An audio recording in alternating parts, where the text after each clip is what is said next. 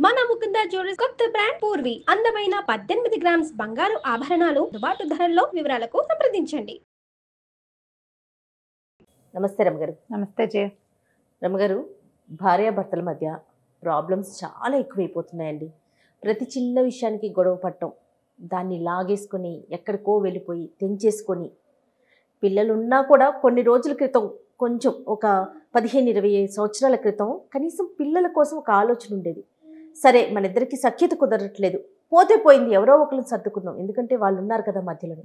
ఇప్పుడు అసలు అలా ఆలోచించట్లేదండి. నా జీవితం నా ఇష్టం, నేను ఇప్పుడే ఇన్ని బాధలు పడుతుంటే నా జీవితానికి ఏంటి?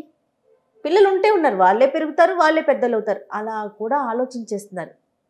అంటే ఇప్పుడు కాంట్ బట్టి సిచ్యువేషన్ ఉంటుంది రమ్మగారు, దానికి ఎవ్వరం ఏమీ చేయలేం. డెఫినెట్గా ఎవరికి వాళ్ళు విడిపోవాల్సిందే, దూరంగా ఉండాల్సిందే. కానీ చిన్న చిన్న విషయాలకు కూడా పెద్దగా గొడవలు పెట్టుకోవటం, ప్రేమ అనేది లేకపోవటం, ముఖ్యంగా ఇరువురి మధ్య ప్రేమ అనేది ఉన్నప్పుడు ఆటోమేటిక్గా ఎక్కడో చోట తగ్గుతారేమో బహుశా.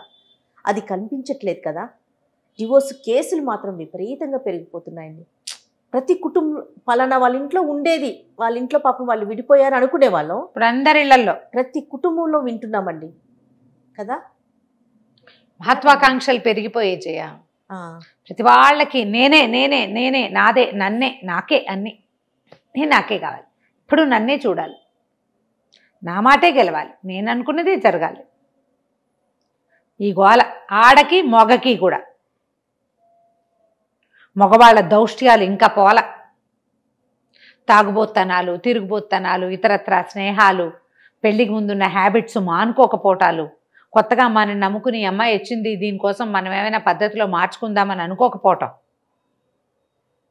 మారాల్సి వస్తే పెళ్ళం కోసం మారేవా అని ఫ్రెండ్స్ ఎక్కిరిస్తారని మానకపోవటం, అలవాట్లు మాత్రం చాలా వరకు మానుకోలేకపోవటం కాదు, మారాలని అనుకోవటల్లా. మానుకోలేకపోవటం కాదు, మానాలనుకోవటల్లా. అన్ని హ్యాబిట్స్. అక్కడి నుంచి ఫైనాన్షియల్ థింగ్స్. ఆడపిల్లలకేమో మగవాళ్ళది ఈ గోల.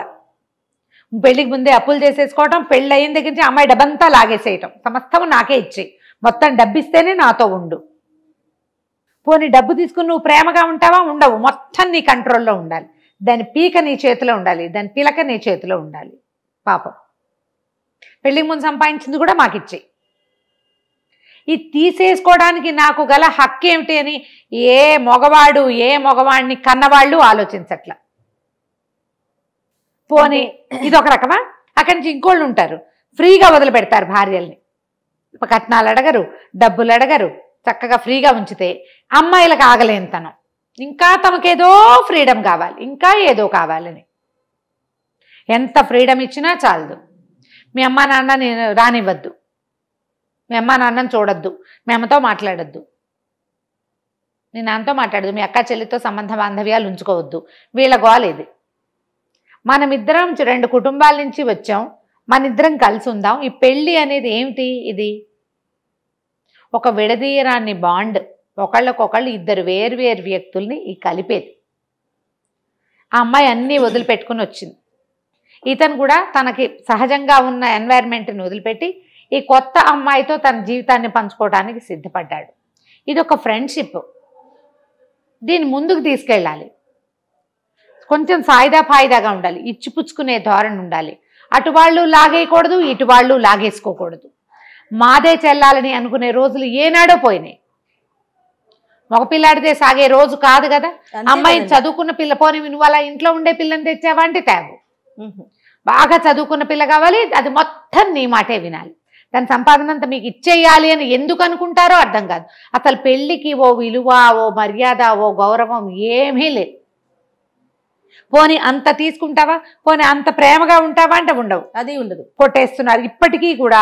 బూతులు తిట్టే భర్తలు, కుర్రాళ్ళు కూడా, పెద్దవాళ్ళు కాదు, ముసలాళ్ళు, వెనకబడిన తరగతి జనము కాదు జయ, లేటెస్ట్ పిల్లలు కూడా, చిన్నవాళ్ళు, బిలో 40 వాళ్ళు కూడా ఊవంటి కొట్టేయటం భార్యల్ని.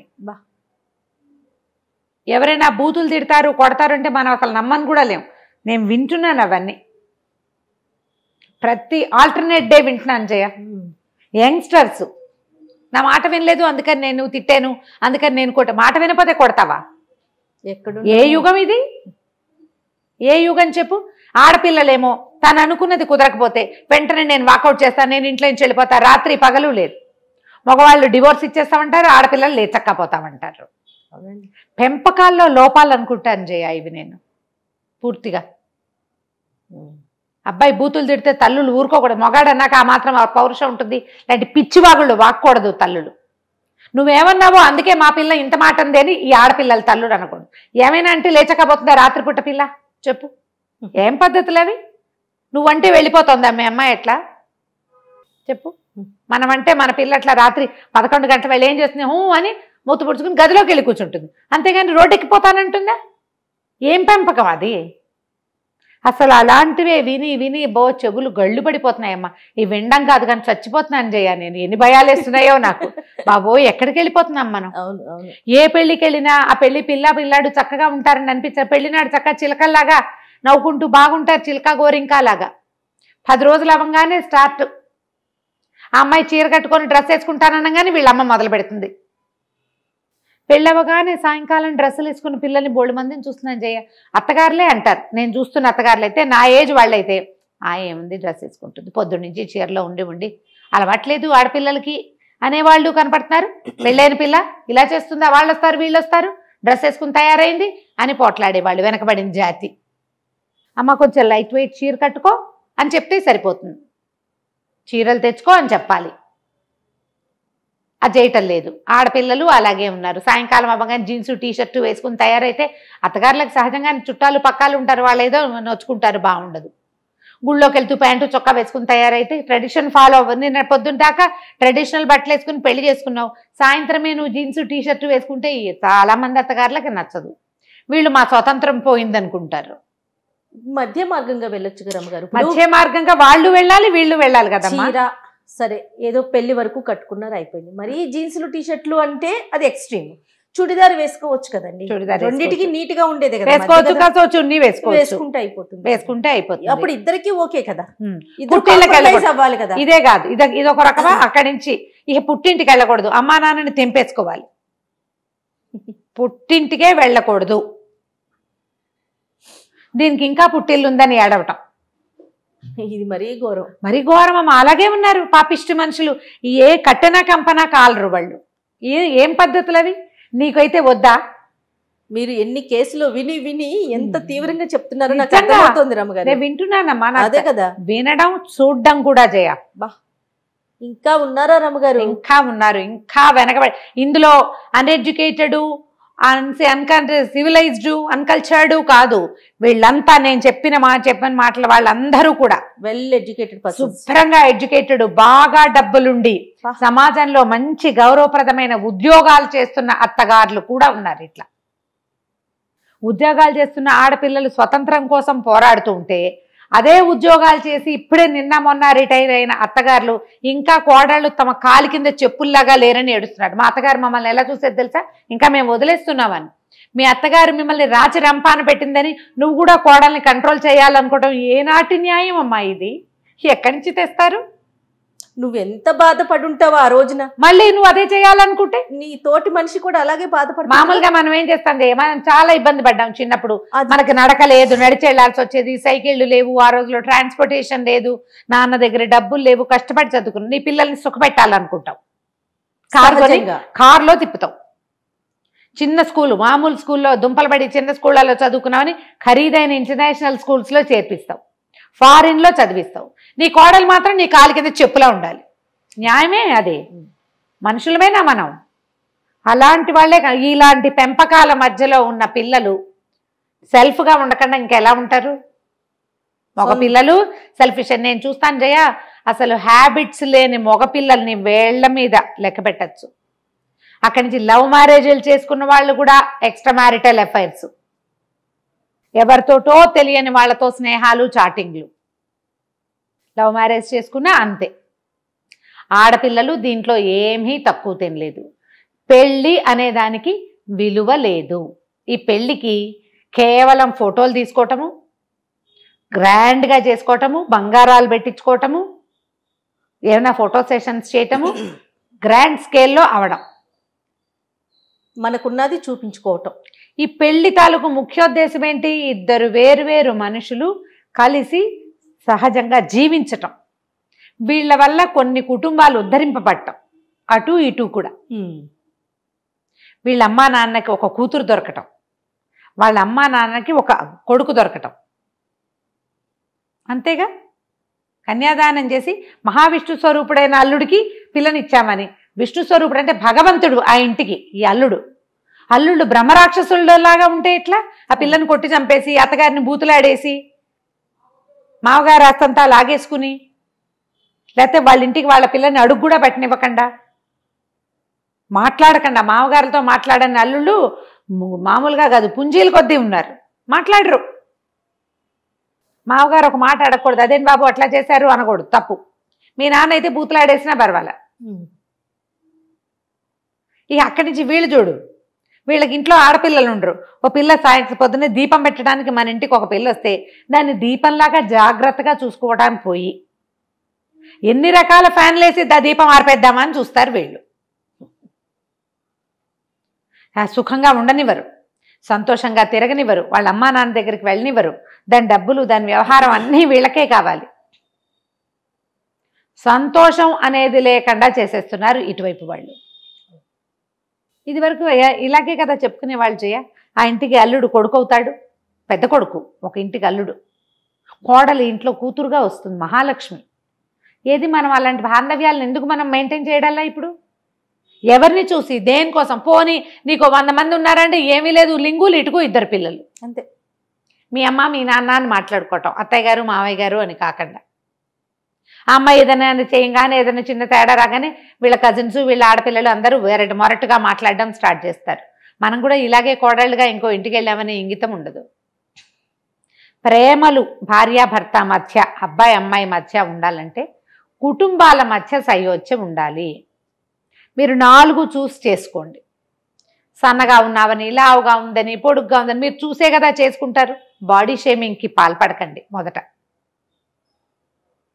మీరు అన్నీ చూసుకునే చేసుకుంటారు.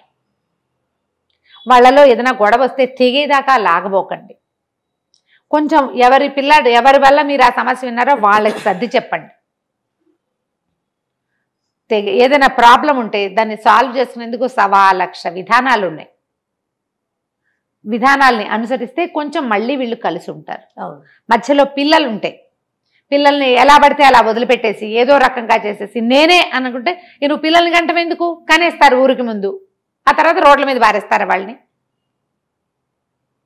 మనం సెలబ్రిటీస్ని వాళ్ళని చూస్తుంటాం, సెకండ్ మ్యారేజెస్, వాళ్ళ పరిస్థితులు ఏమిటో, వాళ్ళ పెంపకాలు ఏమిటో మనకు తెలియదు కదా. మన పిల్లలు ఇటు తండ్రికి కాకుండా తల్లికి కాకుండా అలో లక్ష్మణ అని అఘోరిస్తుంటే ఏమిటి నీ జీవితంలో నువ్వు ఉద్ధరించే సాధింపు? ఏం సాధిస్తావు నువ్వు? కుటుంబాల నుంచి చెడిపోయి పిల్లలు జీవితం పట్లే అనుమానాలతో భయాలతో వాళ్ళు బతకాల్సి వస్తే ఎందుకు వచ్చిన పెళ్ళి? ఊరికి ముందు పెళ్లి చేసేసుకోవటం, అక్కడి నుంచి గొడవలు. అసలు పెళ్ళైన మొదటి రోజు నుంచి గొడవలు పడుతున్న వాళ్ళు కనపడుతున్నారు జయ. ఫస్ట్ డే నుంచి వీళ్ళకి కొత్త ఉండటల్లా, కొత్త పెళ్లి కూతురు నునుసిగ్గులు అలాంటివి ఏం లేవు. కథల్లో ఉంటాయి ఆ భావాలని, ఆ జీవితాల్లో కనపట్టల్లా అసలు కొంచెం కూడా. వాళ్ళు మెయింటైన్ అవ్వరు, వీళ్ళు మెయింటైన్ అవ్వరు.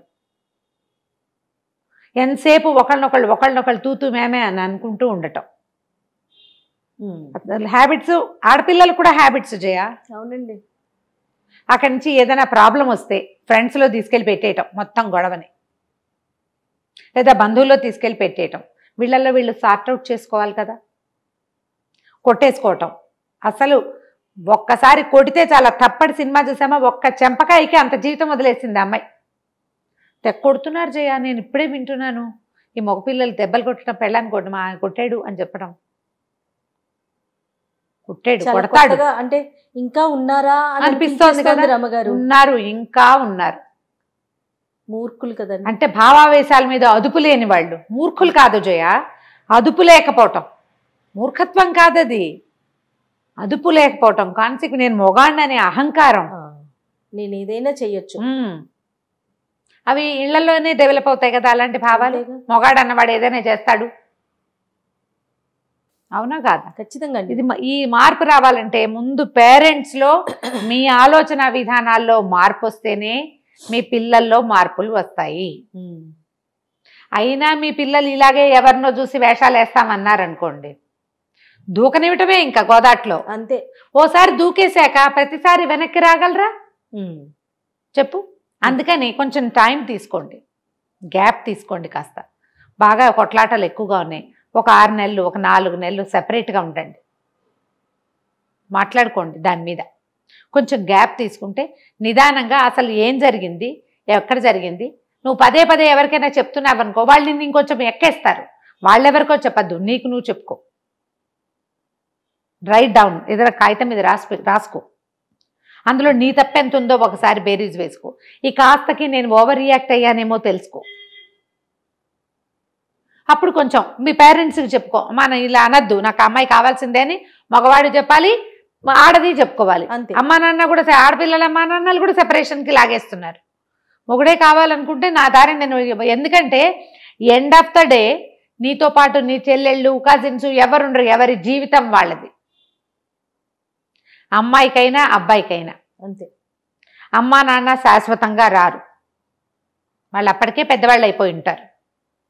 నీతో శాశ్వతంగా చాలా కాలము ఒక కంపానియన్షిప్ చేసేది వైఫ్ హస్బెండ్ మాత్రమే. వీళ్ళు మాత్రం చచ్చిపోరా అంటావు, పోతే పోతారు, కానీ ఉండడానికి గ్యారంటీ ఉంది కదా నీ ఏజ్ వాళ్ళు అవటం వల్ల. అవును. ఈ కంపానియన్షిప్ ఎక్కడ దిబ్బదందో చూసుకుని అక్కడ ప్యాచప్ చేసుకునేందుకు కొంచెం సమయం తీసుకోండి. మూడో మనుషుల్ని ఇన్వాల్వ్ చేయకుండా మీ ఇద్దరూ మాట్లాడుకోండి. తనకి అతనికి ఇద్దరికి సంబంధం లేని మూడో వ్యక్తి దగ్గర కావాలంటే మాట్లాడుకోండి, ఎక్స్పర్ట్స్తో మాట్లాడండి, ప్యాచప్ చేసుకునేందుకు ట్రై చేయండి. ఎంతసేపు పోట్లాడుకుంటుంటే పోట్లాట్లే మిగులుతాయి. మీరు ఇది కాదని ఇంకో చోటకి వెళ్ళినా మీరు అక్కడైనా సర్దుకోవాల్సిందే. ఇద్దరు వేరు వ్యక్తులు కలిసి ఉండాలంటే సర్దుబాటు తప్పదు. రైట్. మీ అమ్మా నాన్నలు కూడా అమ్మా నాన్నగా పుట్లా, వాళ్ళు అమ్మాయి అబ్బాయిగా పుట్టి మొగుడు పెళ్ళాలుగా మారి తర్వాత అమ్మా నాన్న అయ్యారు. వాళ్ళు మీ అమ్మా నాన్న అంతే. వాళ్ళు కూడా మీ స్థితిని దాటొచ్చిన వాళ్ళే. మనం కూడా ఇలాంటి వాళ్ళమే ఇప్పుడు ఈ పరిస్థితిలో ఉన్నామని ప్రతి పిల్ల తల్లిదండ్రులు కూడా ఆలోచించుకోవాలి.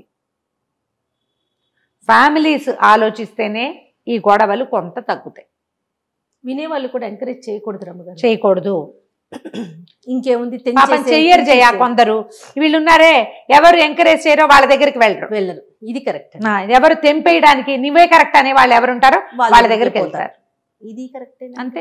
శ్రేయోభిలాషులు ఎవరో, వీళ్ళెవరు తను నిజంగా తన మంచి కోరుతారో, తన పక్కన నిలబడతారో వాళ్ళని గ్రహించుకోరు, అర్థం చేసుకోరు, ఆలోచించారు. అప్పటి వరకు ఆ వ్యక్తులతో అవసరాలు ఉంటాయి, అన్ని ఉంటాయి. సమస్య రాగానే దూరం పెట్టేస్తారు. ఎందుకంటే వాళ్ళు నీదే తప్పని చెప్తారు కదా, లేదా నీది కూడా తప్పేనని చెప్తారు కదా. నీదే తప్పనరు, నీది కూడా తప్పే, ఈ తప్పులో ఈ జరిగిన పొరపాట్లో నువ్వు భాగస్వామివే అని ఎవరైనా చెప్తే వాళ్ళ దగ్గరికి వెళ్ళరు. అవునండి. మరి సమస్యలు ఇలా తెచ్చుకుంటే ఎట్లా? పేరెంట్స్ కొంచెం ముందు జాగ్రత్త వహించి మాట్లాడుకుంటే ఏమైనా ఇవి కొంచెం తక్కువ పడతాయి. లేకపోతే ఏముంది, విడాకుల భారతం మంది. అంతే. రైట్ అమ్మ. నమస్తే చెయ్యి.